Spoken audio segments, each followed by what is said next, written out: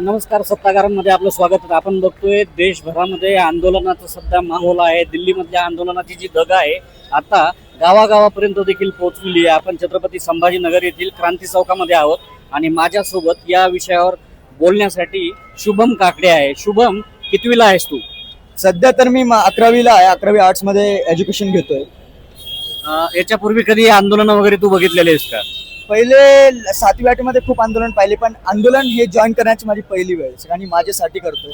तू सहभागी आहेस या आंदोलनामध्ये? सहभागी आहे. कसं बघतोस तू एकूणच विद्यार्थ्यांच्या मागण्यांकडे? विद्यार्थ्यांच्या मागण्या आहेत का हे पहिले गव्हर्नमेंटनं समजून घ्यायला पाहिजे. आम्ही काय मागतोय? पहिली गोष्ट आम्ही मागतोय पॉलिसी रिफॉर्म्स, की एज्युकेशन जी पॉलिसी आहे त्याची नीटपणे पडताळणी करून तिला अपडेट केलं पाहिजे. ज्या जुन्या पॉलिसीज आता जे म्हणजे चालू आहे त्यामध्ये सेफ्टी सिक्युरिटी जी पेपरची आहे त्याला अजून मजबूत बनवायला पाहिजे शासनाने. ही आमची एक महत्वाची मागणी आहे. दुसरी मागणी राजीनामा धर्मेंद्र प्रधानांचा. धर्मेंद्र प्रधानांचा राजीनामा मागणं हा आमचा अधिकार आहे, कारण की त्यांनी चुकी केली त्यांना मान्य करायला पाहिजे. ते मान्य करत नाहीये तर आम्ही फ्रस्ट्रेट झालो. म्हणून तुम्ही पाहताय जगभरामध्ये आपल्या भारतामध्ये आंदोलन सुरू आहे. त्यांचा राजीनामा होईल असं वाटतंय का तुला? आता आमची तर तयारी सुरूच आहे. 3 महिन्यापासून सलग आम्ही आंदोलन करतोय. आता कसं तरी आंदोलन स्पॉटलाइट झालंय तर आम्ही तर आमची मागे घेणार नाही. आम्ही पुढेच जाणार आणि राजीनामा घेऊनच राहणार. नाही आता नाही दिला तर पुढच्या इलेक्शन मध्ये बघलच. आपण बघतोय महिनाभरापासून केवळ धर्मेंद्र प्रधान यांचा राजीनामा मागत होते, मात्र आता पंतप्रधानांचा देखील राजीनामा मागत आहेत. धर्मेंद्र प्रधान जे आहेत ते पंतप्रधानांच्या हाताखाली काम करत आहेत. पंतप्रधानांनी काल वक्तव्य केलंय, इतक्या 3 महिन्यामध्ये एकही वक्तव्य नाही आलं तर ऑब्व्हियसली स्टुडंट त्यांचाही राजीनामा मागणार. तुमचं मंत्रिमंडळच पहा, त्या आम्हाला इग्नोर देत आहे, ॲब्सेन्स मध्ये आम्हाला घेत आहे, काही आमच्यावर लक्ष देत नाही. तर पंतप्रधानांना राजीनामा देणं कार्यच आहे, त्यांना द्यावंच लागेल. तू जर बघितलं असेल, तू देखील सोशल मीडियावर ऍक्टिव्ह असशील. रात्री खरं तर संसदेमध्ये निवेदन करायला पाहिजे खासदारांसोबत, सगळ्याच खासदारांसोबत पंतप्रधानांनी, मात्र आंदोलकांसोबत देखील चर्चा केलेली नाही आणि संसदेतही चर्चा केली नाही. मात्र रात्री त्यांनी 12 वाजता एक व्हिडिओ करून विद्यार्थ्यांसोबत एक संवाद साधण्याचा प्रयत्न केलेला आहे. कसं बघतो तू याच्याकडे? हे बघा, रात्री जो त्यांनी संवाद साधलाय त्यांच्यावर प्रेशर आले. पूर्ण खासदार जे पण आपल्या डिस्ट्रिक्टमध्ये आहेत भारतामध्ये, त्यांचं सर्वांचं लक्ष या आंदोलनाकडे वेगळे. प्रत्येक डिस्ट्रिक्टमध्ये आंदोलन चालू आहे. छत्रपती संभाजीनगरमध्ये आपण उभा आहेत क्रांती चौकामध्ये, इथं आता एवढं मोठ्या प्रमाणात आंदोलन चालू आहे. सलग 3 दिवस झालं आंदोलन चालू आहे. उद्याही आंदोलन होणार आहे.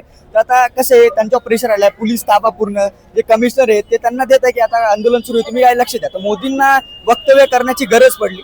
त्यांचं हे पहिलं वक्तव्य असं मी म्हणतो.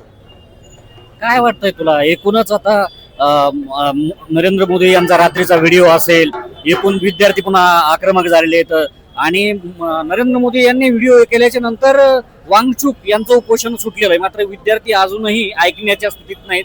अजूनही म्हणतात की पण यांचा प्रधानांचा राजीनामा झाला पाहिजे. कसं तुला वाटतंय की प्रधान राजीनामा देतील? धर्मेंद्र प्रधान किंवा पंतप्रधान, आता आम्ही आमची मागणी पूर्णपणे मागणार आहोत. आता आम्ही एकच आमचं ध्येय, एक कोणीतरी धर्मेंद्र प्रधानांनी राजीनामा देऊ. आमचं मेन धर्मेंद्र प्रधानांचंच आहे, कारण की त्यांनी चूक केली. आणि बाकी राहिला सोनू वांगचूकचा विषय. तर सोनू वांगचुकांनी जे आपलं म्हणजे प्रोटेस्ट आपण फास्ट केलं ते सोडलंय, तर ते चांगलं केलं त्यांनी सोडून. पण मी माझ्या मतावर ठाम आहे की एज्युकेशन पॉलिसी रिफॉर्म झाली. मी ॲज अ स्टुडंट इथे आलोय. मी कोणत्याही पार्टीला इथे जे सपोर्ट करायला नाही आलोय. मी माझ्या भविष्यासाठी आलो. इथे लाखो, तुम्ही हजारो 100 ते काय बघताय, भारतामध्ये लाखो करताय. तर त्यांच्या हे हक्काचं हे करताय. आम्ही आंदोलन करतोय. आम्ही कोणाही पार्टीला सपोर्ट करत नाही, हे माझं म्हणणं आहे. गेल्या 2014 पासून सातत्याने हिंदू खतरे में आहे, हिंदू मुस्लिम अशा सातत्याने आपण चर्चा ऐकत आलेलो आहे. मात्र कुठेतरी या आंदोलनात देखील काही आंदोलक त्या ठिकाणी घुसले, काही लोक, आणि त्या ठिकाणी परत पुन्हा हिंदुत्वाचे नारे देखील त्या ठिकाणी दिलेले आहेत आणि कुठेतरी फूट पाडण्याचा देखील प्रयत्न झाल्याचा आरोप होतोय. कसं बघतो तू याच्याकडे? हे बघा, हे जे आता आंदोलन चालू आहे, या आंदोलनामध्ये बरेचसे लोक ज्याला फोडण्याचा प्रयत्न करताय. कारण की बाकीचे स्टुडंट आहेत, तुम्ही बघू शकता काही कपडे घालून आले आहेत इन्स्टिट्यूशनचे. तर आम्ही आमच्या मतावर ठाण्यात, बाकी जे आले ते याला बरोबर याला फोडण्याचा प्रयत्न करणार आहेत. ते हिंदू मुस्लिम नका करू. कंट्री सेक्युलर आहे, डेमोक्रेटिक आहे, तिला तसंच राहू द्या आणि तसंच चालू द्या. मी यावर ठाम आहे. आणि हे जे RSS लावले तुम्ही याच्यामध्ये आणण्याचा प्रयत्न करताय, ते कृपया करून आणू नका. मी हात जोडतोय, कारण की आंदोलन विद्यार्थ्यांचं आहे आणि विद्यार्थ्यांनी मांडलेलं आहे. पण यामध्ये काही कमिटीजला ऍड करण्याचा हे प्रयत्न करत आहेत. सध्या देशासमोरच्या सगळ्यात 3 महत्वाच्या समस्या, एक विद्यार्थी म्हणून, तरुण विद्यार्थी म्हणून, नुकताच मला वाटतं तू 11वीला आहेस, तर कसं बघतो तू देशासमोरचे 3 प्रमुख प्रश्न कोणते? पहिला मेजर प्रश्न मांडतो विद्यार्थ्यांचा प्रश्न आहे. दुसरा प्रश्न इन्फ्रास्ट्रक्चरचा आहे. पुलं कोसळत आहे, बिल्डिंग कोसळतीये, काय गव्हर्नमेंट काय करते आम्हाला कळत नाही. तिसरा प्रश्न जो आहे तो आहे अकाउंटेबिलिटीचा, त्यांच्या मंत्रिमंडळाचा. यांचं मंत्रिमंडळ एक वक्तव्य देत नाही. यांचं मंत्रिमंडळ आमदार खासदार बरोबर विकत घेतो. आम्ही विद्यार्थी आम्हाला काय कळत नाही का? आम्ही लहान, तुम्ही समजले का? आम्ही कॉन्स्टिट्यूशन वाचून इकडे आलेलो आहे. त्यांच्या मंत्रिमंडळ 100 कोटीमध्ये आमदार खासदार फोडी तुम्ही करताय, निवडून देते, दुसरा पक्ष विकत घेतो, तिसरा पक्ष असं चाललंय. तर मला वाटतं ह्याच्यावर कुठेतरी रोक लागली पाहिजे, काहीतरी पॉलिसी यांनी इम्प्लिमेंट केली पाहिजे, म्हणजे भारताच्या भविष्यासाठी अजून चांगलं राहील. नक्कीच आपण बघितलं तर सातत्याने छत्रपती संभाजीनगर ही क्रांतीची भूमी राहिलेली आहे आणि सातत्याने इथल्या आंदोलनाचे पडसाद केवळ मराठवाड्यात महाराष्ट्रात नाही तर दिल्लीत देखील पडलेले आहेत.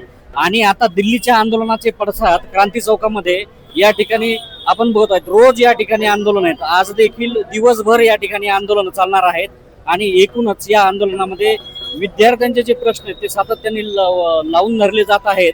त्यामुळं आता हे आंदोलन नेमकं कुठल्या कशा टप्प्यावर जाणार आहे, खरंच धर्मेंद्र प्रधान यांचा राजीनामा होणार आहे का, हे सगळ्या गोष्टी पाहणं जास्त महत्वाचं ठरणार आहे.